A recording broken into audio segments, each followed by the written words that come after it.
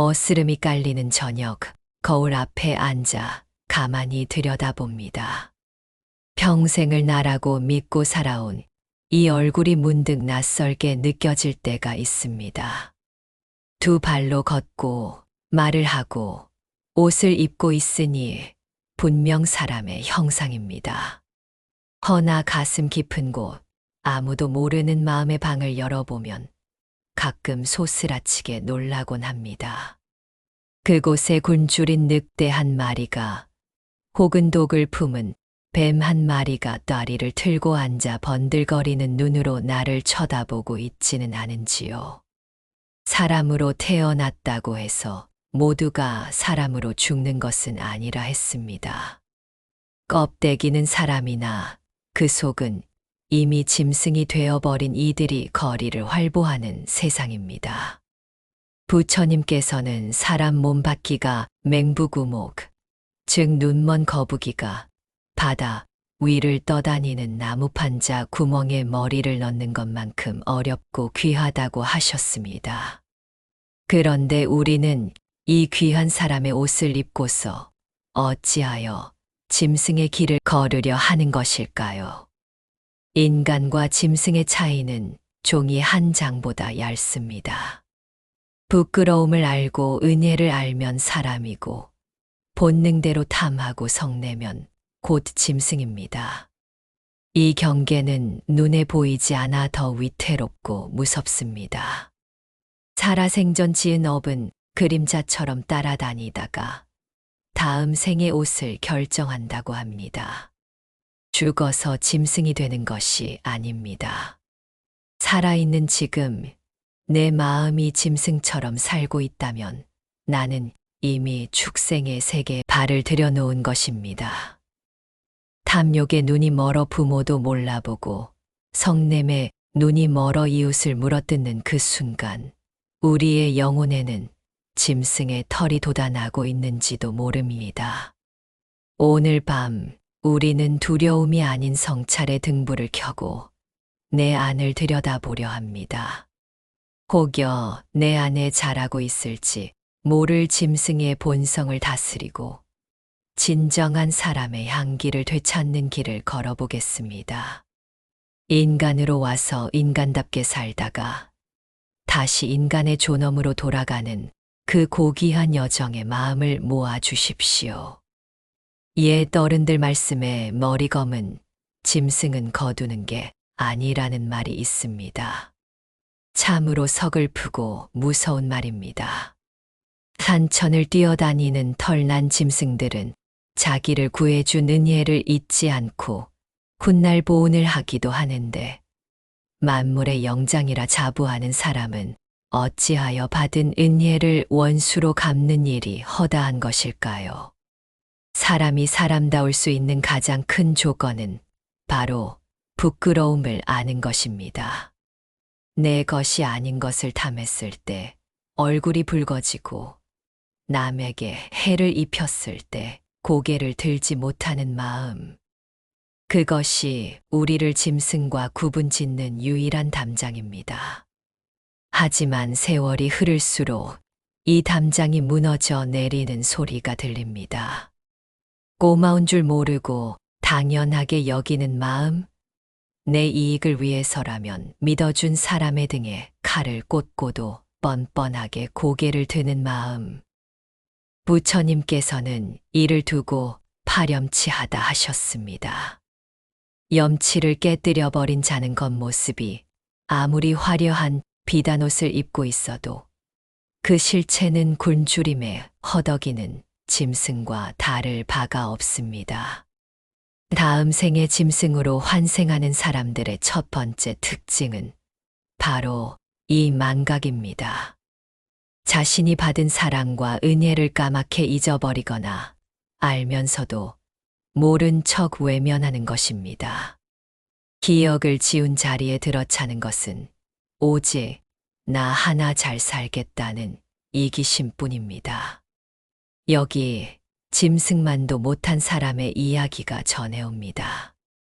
옛날 어느 깊은 산골에 나무를 해서 먹고 사는 나무꾼이 있었습니다. 어느 날 산을 오르다 깊은 구덩이에 빠진 호랑이 한 마리를 발견했습니다. 호랑이는 살려달라는 듯 애처로운 눈빛으로 나무꾼을 올려다보았습니다. 나무꾼은 무서웠지만 생명이 불쌍하여 통나무를 내려주어 호랑이를 구해 주었습니다. 호랑이는 고맙다는 듯 나무꾼에게 큰절을 하고 숲으로 사라졌습니다. 얼마 후 나무꾼은 또다시 구덩이에 빠진 한 선비를 발견했습니다. 선비는 살려주시면 이 은혜를 평생 잊지 않고 갚겠습니다라고 울며 매달렸습니다.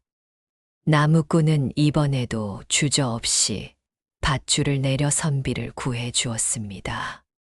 세월이 흘러 나무꾼이 늙고 병들었긴 이를 잊지 못하게 되었습니다.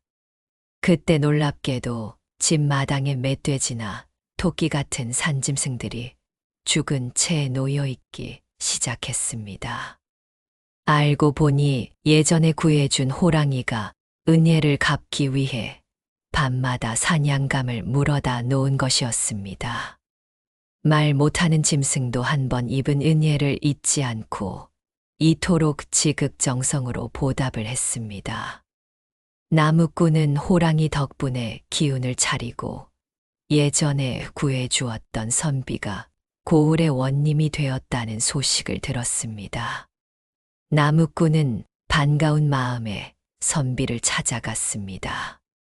나으리, 저를 기억하십니까? 예전 산속 구덩이에서.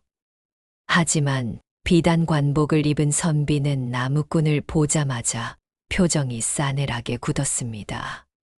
자신의 비루했던 과거를 아는 사람이 나타난 것이 싫었던 것입니다. 선비는 오히려 포졸들을 시켜 소리쳤습니다. 어디서 미친 노인이 행패를 부리느냐. 저놈을 당장 끌어내어 매우 쳐라. 나무꾼은 매를 맞고 쫓겨나며 피눈물을 흘렸습니다. 산짐승인 호랑이는 은혜를 생명처럼 여겨 갚았는데 글을 읽고 도리를 안다는 사람은 자신의 체면을 위해 생명의 은인을 내쳤습니다. 이 순간 누가 사람이고 누가 짐승입니까? 호랑이의 탈을 쓴 것이 사람이고 관복을 입은 것이 짐승 아니겠습니까? 매은망덕한 선비의 영혼은 이미 그 순간부터 인간의 격을 잃고 축생의 길로 들어선 것입니다. 이 이야기가 먼 옛날의 전설로만 들리시는지요? 가만히 우리네 삶을 돌아보면 등골이 서늘해질 때가 있습니다. 부모가 뼈가 빠지게 일에 키워놓았더니 늙고 병들자 짐짝 취급하며 요양원에 버려두고 발길을 끊는 자식들이 있습니다. 유산 문제로 형제간에 의절하고 법정 다툼을 벌이며 서로를 물어뜯습니다. 어려울 때 도와준 친구의 돈을 떼먹고 도망가면서도 죄책감조차 느끼지 않는 사람들이 있습니다. 이것이 바로 짐승이 되어가는 과정입니다. 짐승의 세계에는 효나 예가 없습니다. 오직 힘과 본능만이 존재합니다. 늙은 부모를 봉양하는 동물은 까마귀 외에는 드물다 하지요. 부모의 살을 파먹고 자라는 짐승도 있습니다. 사람이 부모의 은혜를 모르고 스승의 은혜를 모르고 이웃의 은혜를 모르면 그것이 곧 짐승의 삶을 사는 것입니다. 입으로는 감사합니다라고 말하지만 마음속으로는 내가 나한테 해준 게 뭐가 있어 라고 계산기를 두드리고 있다면 경계해야 합니다. 받는 것에만 익숙해지고 주는 것을 아까워하며 고마움을 당연한 권리인 양 여기는 순간 우리 영혼의 꼬리는 길어지고 눈빛은 탐욕스럽게 변해갑니다.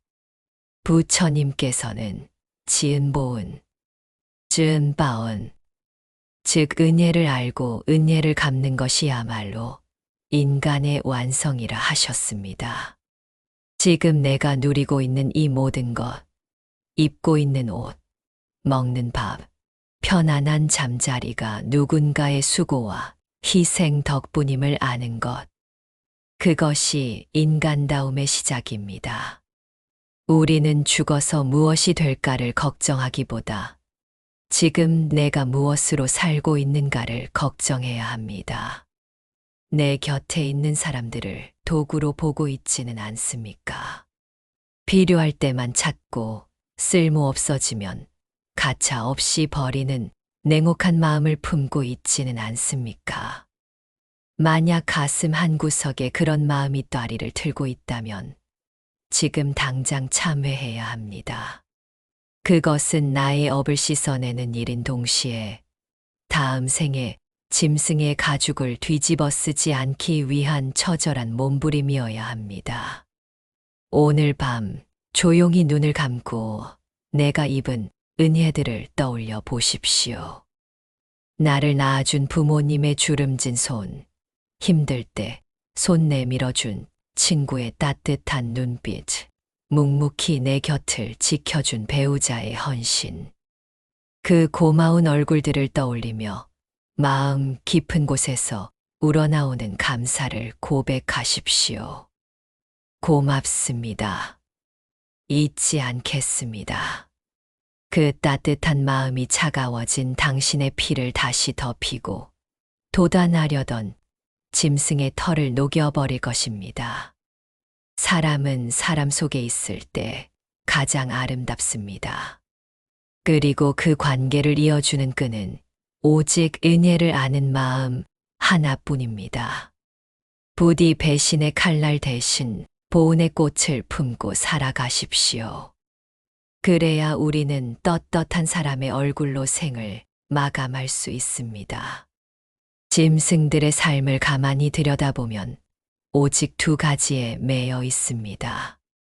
하나는 먹는 것이요. 또 하나는 제 짝을 찾아 새끼를 치는 것입니다. 그 중에서도 먹이에 대한 집착은 실로 무섭습니다. 배가 부른데도 먹이를 보면 달려들고 내 입에 든 것을 남이 뺏으려 하면 이빨을 드러내고 목숨 걸고 싸웁니다. 짐승에게는 양보나 나눔이라는 단어가 없습니다. 오직 내 배를 채우는 것, 그것이 살아가는 유일한 이유이기 때문입니다. 그런데 사람의 탈을 쓰고도 평생을 짐승처럼 굶주림에 허덕이는 이들이 있습니다. 가난해서가 아닙니다. 이미 곳간에 쌀이 가득하고 통장에 돈이 넘쳐나는데도 더를 외치며 탐욕의 구렁텅이로 기어 들어가는 사람들입니다. 부처님께서는 이런 이들을 일러 배고픈 귀신이라 하셨습니다. 목구멍은 바늘구멍만 한데 배는 산만큼 커서 아무리 먹어도 배고픔이 가시지 않는 형벌을 받는 존재들입니다. 나눌 줄 모르고 오직 내 주머니 채우기에만 급급한 삶. 내 가족 배부른 것만 알고 이웃의 굶주림에는 눈을 감는 삶. 그 삶의 끝은 어디일까요? 죽어서 뱀이 되어 자기 재산을 지킨다는 전설이 그저 옛날 이야기로만 들리지 않는 것은 우리 마음속에도 또아리를 튼 욕심이라는 뱀이 살고 있기 때문일 것입니다. 옛날 어느 마을에 소문난 구두쇠 부자가 살았습니다. 그는 평생을 안 먹고 안 입으며 악착같이 돈을 모았습니다. 얼마나 지독한지 동냥온 거지가 있으면 소금을 뿌려 내쫓았고 일하는 머슴들에게는 밥 한 공기도 아까워 벌벌 떨었습니다. 심지어 자기 자식들이 배고프다고 해도 돈 쓰면 거지가 된다며 곳간 문을 열어주지 않았습니다. 그의 유일한 낙은 밤마다 아무도 몰래 곳간에 들어가 쌓여있는 엽전과 쌀가마니를 어루만지는 것이었습니다. 이게 다 내 것이다. 아무도 못 준다. 내 피 같은 돈이다. 그는 돈을 만지며 행복해했지만 정작 그 돈을 써보지도 못하고 병이 들어 죽게 되었습니다. 죽는 순간까지도 그는 자식들에게 유언을 남기기는커녕 곳간 열쇠를 손에 꽉 쥐고 눈을 감지 못했습니다. 구두쇠가 죽고 난 뒤 그 집에는 기이한 일이 생겼습니다. 곳간 근처에만 가면 슉슉 하는 소리가 들리고 하인들이 이유 없이 시름시름 앓기 시작했습니다. 용한 스님을 모셔와 살펴보니 곳간 문틈 사이로 거대한 구렁이 한 마리가 다리를 틀고 앉아 노란 눈으로 사람들을 노려보고 있었습니다. 스님은 혀를 차며 말했습니다. 쯔쯔 죽어서도 저 재물에 대한 집착을 놓지 못해 구렁이 몸을 받았구나. 평생을 돈의 노예로 살더니 죽어서도 저 차가운 바닥을 기어다니며 돈을 지키고 있구나. 저것은 짐승이 아니라 욕심이 빚어낸 덩어리일 뿐이다. 스님은 구렁이를 향해 염불을 해주며 말했습니다. 이보게 그 돈은 자네 것이 아닐세. 잠시 맡았다가 세상에 흘려보내야 할 물과 같은 것이야. 이제 그만 집착을 놓고 떠나게. 하지만 구렁이는 들은 채도 하지 않고 더욱 맹렬히 슉슉거릴 뿐이었습니다. 결국 그 구렁이는 사람들이 던진 돌에 맞아 비참하게 최후를 맞이했습니다. 우리는 이 구두쇠 영감을 비웃을 수 있을까요? 내 옷장에 몇 년째 입지 않는 옷들이 수두룩한데 남 주기는 아까워하고 있지는 않습니까? 맛있는 음식이 생기면 부모님 생각보다 내 입, 내 자식 입부터 챙기지는 않습니까? 작은 이익 앞에서 체면도 버리고 얼굴을 붉히며 싸우지는 않습니까? 움켜쥐면 내 것이 되는 줄 알지만 그것은 착각입니다. 모래를 꽉 쥐어 보십시오. 손가락 사이로 다 빠져나가고 남는 것은 빈 주먹뿐입니다. 오히려 손을 펴고 나눌 때 내 손바닥 위에는 사람의 온기가 남고 따뜻한 복이 쌓입니다. 지림승으로 가는 길은 나만 아는 길이고 사람으로 가는 길은 우리를 아는 길입니다. 나눔은 돈이 많아야 하는 것이 아닙니다. 따뜻한 말 한마디, 온화한 미소, 힘든 사람의 손을 잡아주는 것. 이것이 돈보다 귀한 보시입니다. 내가 가진 것을 쪼개어 남에게 줄 때 우리는 비로소 짐승의 본능을 이기고 인간의 존엄을 회복합니다. 베푸는 손길이 닿는 곳마다 짐승의 털은 빠지고 사람의 살결이 돋아납니다. 고여있는 물은 썩어서 악취를 풍기고 벌레가 꼬입니다. 하지만 흐르는 물은 맑고 깨끗하여 무생명을 살립니다. 재물도 마음도 고여 있으면 썩어서 독이 됩니다. 오늘 하루 내 주머니를 조금 열어보십시오. 시장 할머니에게 거스름 돈을 받지 않아도 좋고 경비원 아저씨에게 음료수 한 병을 건네도 좋습니다. 맛있게 드세요. 수고가 많으십니다. 그 작은 나눔의 순간 당신의 영혼은 구두쇠의 어두운 곳간에서 나와 햇살 가득한 마당으로 걸어 나오게 됩니다. 욕심을 비워낸 그 빈자리에 비로소 평화가 깃듭니다. 다음 생에 부자로 태어나는 것보다 더 중요한 것은 지금 이 순간 마음이 가난하지 않은 사람으로 사는 것입니다. 베푸는 기쁨을 아는 당신은 이미 천상의 복을 누리고 계신 것입니다. 사람의 신체 중에서 가장 위험한 곳이 어디일까요? 호랑이처럼 날카로운 발톱도 없고 멧돼지처럼 들이받을 뿔도 없습니다. 하지만 사람에게는 그 어떤 맹수보다 치명적인 무기가 하나 있습니다. 바로 새치 혀입니다. 화가 났을 때 우리가 내뱉는 말들을 가만히 들어보십시오. 그것은 말이 아니라 상대를 물어뜯는 이빨이고 독을 뿜어내는 침입니다. 너 같은 건 죽어버려라. 꼴도 보기 싫다. 짐승들은 배가 고프거나 위협을 느낄 때만 공격하지만 사람은 자존심이 상했다는 이유만으로, 내 기분이 나쁘다는 이유만으로 가족과 이웃에게 씻을 수 없는 상처를 줍니다. 부처님께서는 화를 내는 얼굴이 바로 지옥이라고 하셨습니다. 분노에 차서 눈을 부라리고 입에 거품을 물며 악담을 퍼붓는 모습. 거울을 보지 않아도 알 수 있습니다. 그 순간 우리의 얼굴은 이미 사람의 형상이 아닙니다. 미친 개나 독사의 형상과 다를 바가 없습니다. 입에서 독사가 나오는 사람은 죽어서 뱀의 몸을 받는다고 합니다. 평생 남을 찌르고 물어뜯는 습관이 몸에 배어 다음 생에는 아예 독을 품은 몸으로 태어나는 것입니다. 옛날 인도에 아주 아름다운 왕비가 있었습니다. 그녀는 미모는 빼어났으나 질투심과 성격이 불같기로 유명했습니다. 왕이 다른 후궁을 찾기라도 하면 그녀는 분노를 참지 못하고 온갖 저주를 퍼부었습니다. 저것들이 다 죽어버렸으면 좋겠어. 내 눈에 띄기만 해봐라. 가만두지 않겠다.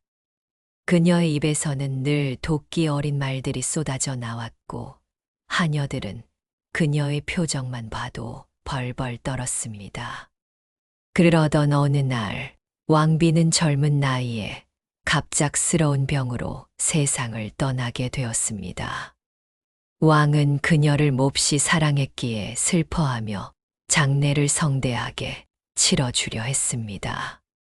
그런데 며칠 뒤 왕의 꿈에 흉측한 작은 뱀 한 마리가 나타나 왕의 침소를 맴돌았습니다.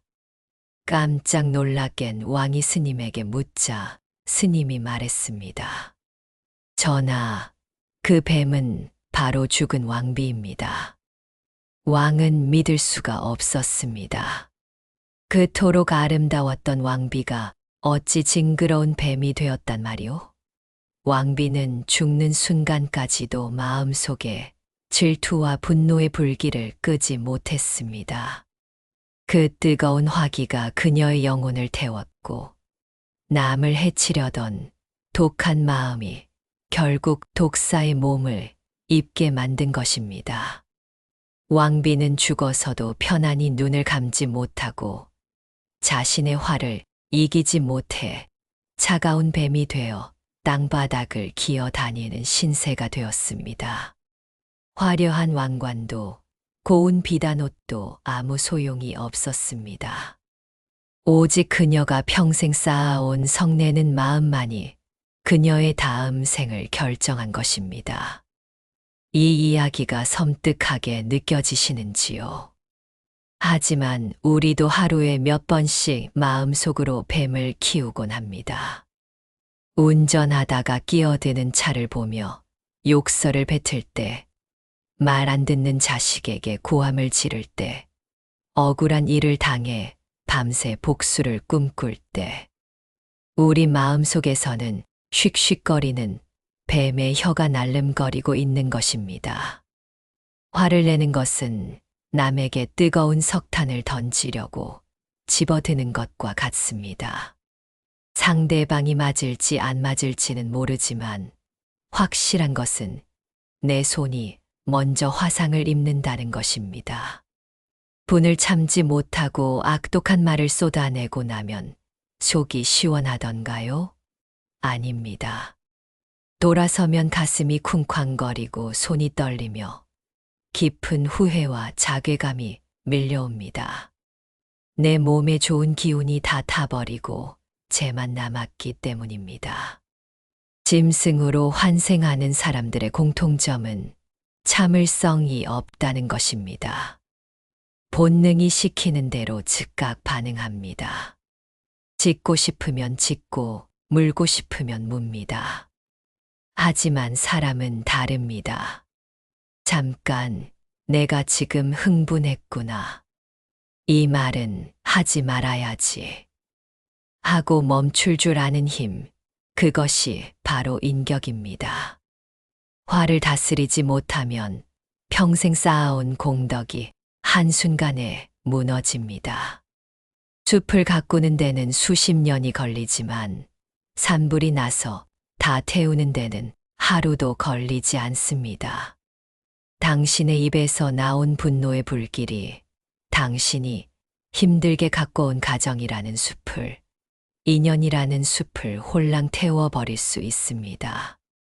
오늘부터는 입안에 향기를 머금는 연습을 해보십시오. 화가 치밀어 오를 때 심호흡을 한번 크게 하고 이렇게 말해보십시오. 그럴 수도 있지. 오죽하면 저럴까. 거친 파도에 맞서 더 큰 파도를 일으키지 말고 부드러운 물결로 감싸 안으십시오. 부드러운 말은 마법과 같아서 성난 맹수도 잠재우고 독사의 독도 해독시킵니다. 나이 들어 존경받는 사람은 목소리가 큰 사람이 아니라 언제나 온화하고 부드러운 말을 쓰는 사람입니다.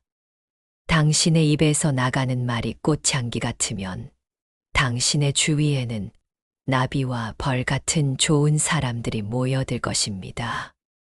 반대로 썩은 냄새를 풍기면 파리떼만 꼬일 것입니다. 다음 생에 무엇이 될까 두려워 말고 지금 내 언어의 온도를 높이십시오. 따뜻한 말 한마디가 짐승의 껍질을 벗기고 당신을 가장 아름다운 사람으로 다시 태어나게 할 것입니다. 짐승과 사람의 생김새를 비교해보면 아주 큰 차이가 하나 있습니다. 짐승은 네 발로 기어다니며 끙은 하늘을 향하고 얼굴은 늘 땅바닥을 향해 있습니다. 오직 땅에 있는 먹이를 찾기 위해서입니다.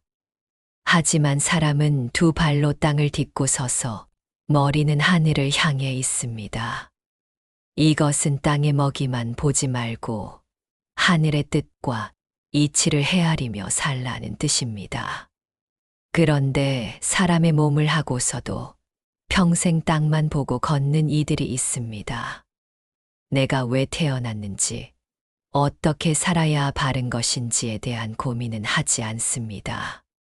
부처님께서는 이런 삶을 두고 어리석음이라 하셨습니다. 지혜의 등불이 꺼진 캄캄한 방에서 손에 잡히는 대로 아무거나 집어먹고 사는 위태로운 삶입니다. 몸은 사람이나 정신은 본능에만 충실한 짐승과 다를 바가 없는 것입니다.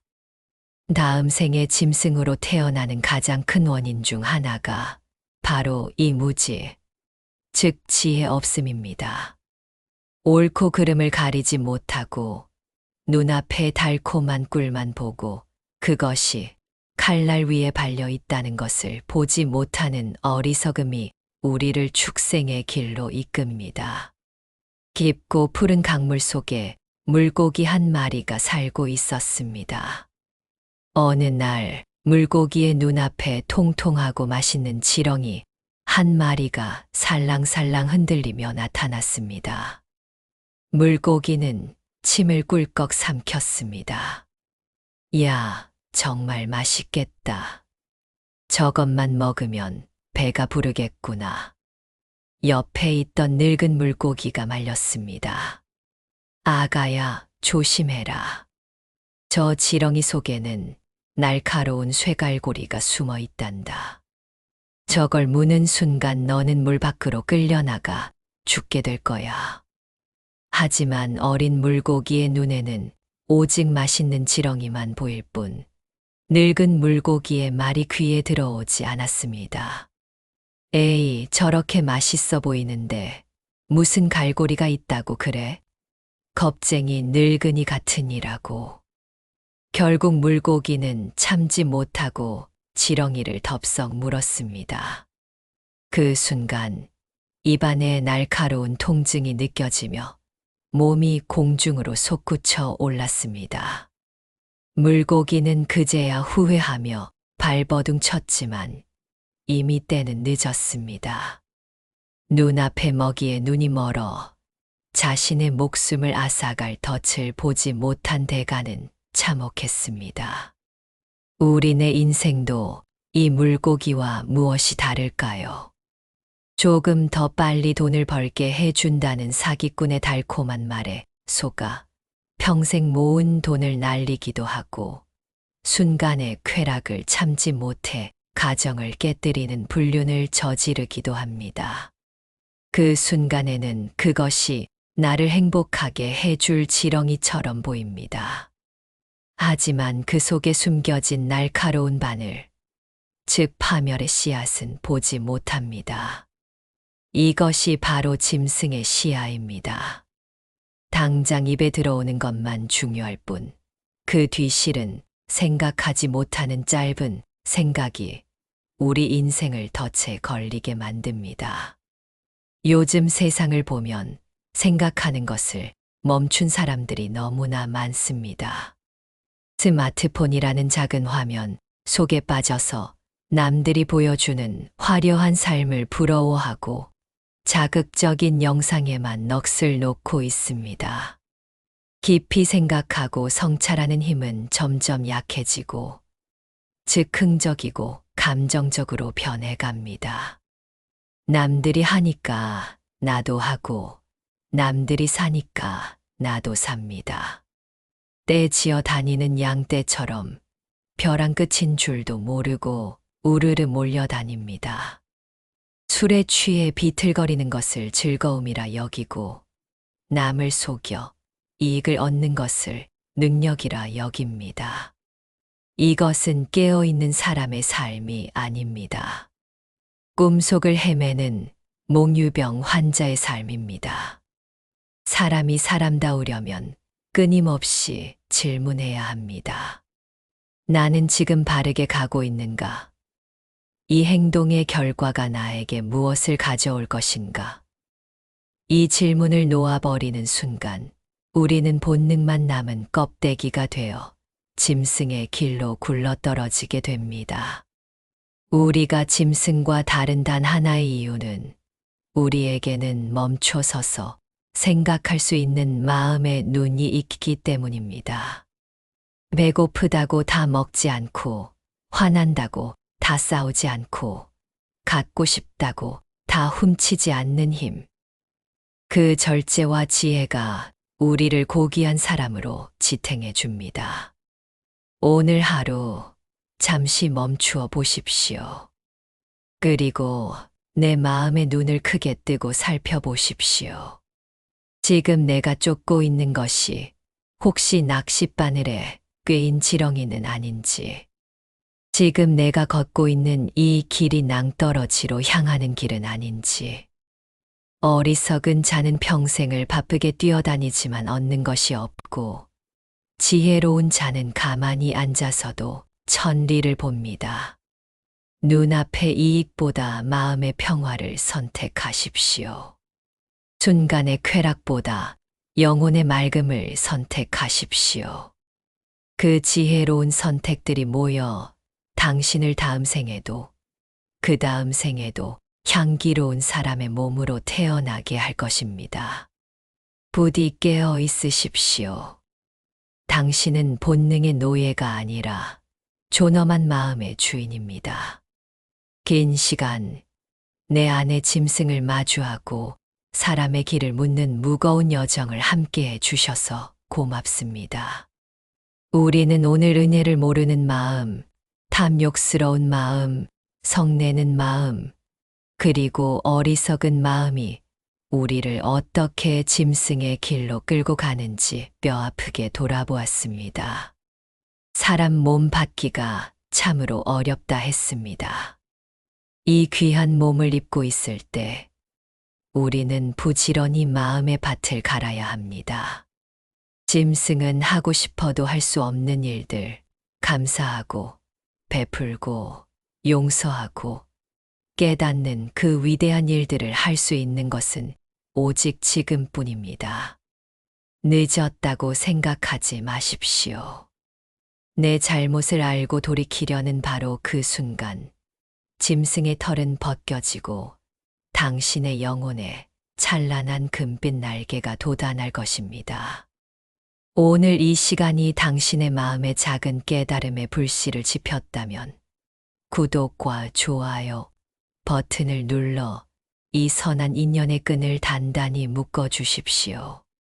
당신이 눌러주시는 그 마음이 모여 어두운 세상을 밝히는 등불이 됩니다. 마음이 흐려지고 본능이 고개를 들 때 언제든 이곳으로 돌아오십시오. 늘 이 자리에서 맑은 물 같은 이야기로 기다리겠습니다. 이제 편안한 마음으로 세상 속으로 나아가십시오. 당신이 걷는 걸음걸음마다 은혜의 꽃이 피어나고 당신이 머무는 자리마다 나눔의 향기가 퍼지기를. 성냄의 불길은 꺼지고 자비의 단비가 내려 당신의 가정과 인생이 늘 평온하고 안락하기를 두 손 모아 간절히 발언합니다. 당신은 짐승이 아니라 고귀한 사람입니다.